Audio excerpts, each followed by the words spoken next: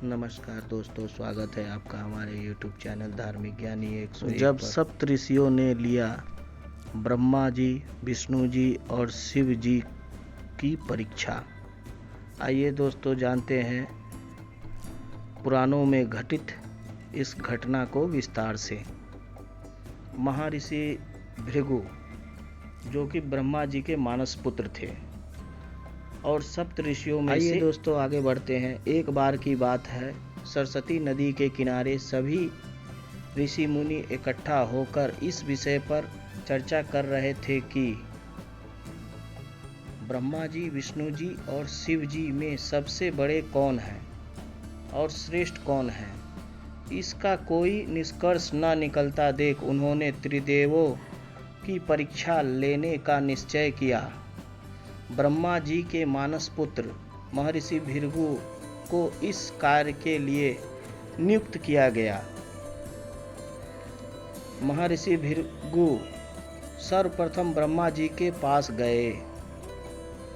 महर्षि भृगु ने ना तो ब्रह्मा जी को प्रणाम किया और ना ही उनकी स्तुति की। यह देख ब्रह्मा जी को क्रोधित हो गए। क्रोध की अधिकता से उनका मुख लाल हो गया, आंखों में अंगारे धधकने लगे। लेकिन फिर भी ये सोचकर कि ये उनके पुत्र है, उन्होंने हृदय में उठे क्रोध के आवेग को विवेक और बुद्धि से दबा लिया। वहाँ से महर्षि भृगु कैलाश गए। देवादिदेव ने देखा कि महर्षि भृगु आ रहे हैं तो वो प्रसन्न होकर अपने आसन से उठे और अपने गले लगाने के लिए अपनी दोनों भुजाएं फैला दी।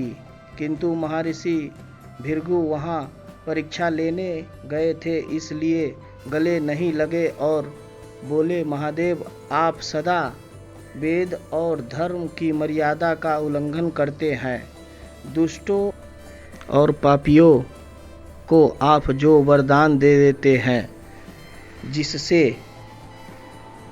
सृष्टि पर भयंकर संकट आ जाता है, इसलिए मैं आपके गले लगाना स्वीकार नहीं कर सकता।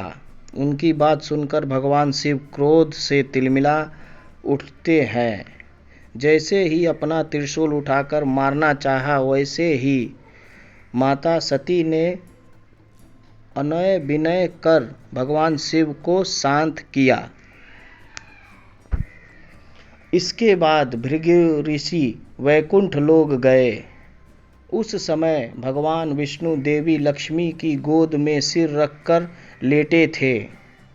महर्षि भृगु जाते ही उनके सीने पर एक लात मार दिए। भगवत्सल भगवान विष्णु शीघ्र अपने आसन से उठे और उन्होंने प्रणाम करके उनके चरणों को सहलाते हुए बोले, भगवान आपके पैरों पर चोट तो नहीं लगी, कृपया इस आसन पर विश्राम कीजिए। भगवान मुझे आपके आगमन का ज्ञान न था, इसलिए मैं आपके स्वागत न कर सका। आपके चरणों का स्पर्श तीर्थों को पवित्र करने वाला है। आपके चरणों के स्पर्श से आज मैं धन्य हो गया। भगवान विष्णु का यह प्रेम देख भृगु ऋषि के आंखों से आंसू बहने लगे। इसके बाद वे ऋषि मुनियों के पास लौट गए।